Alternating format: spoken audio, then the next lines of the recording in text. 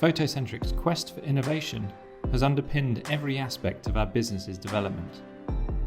The early production of polymer and 2D stamps provided us with a solid platform to expand into the 3D printing market, with the ambitious goal of developing a technology that would allow for mass manufacture. Our priority was to become experts in every aspect of production, employing a cohort of chemists, engineers, software developers, and technicians. After years of dedicated research and development, 2016 saw us revolutionize the 3D printing market with the launch of the world's first LCD printer. Just 3 years later, our mass manufacturing vision became a reality with the release of our large format printer, the Magna.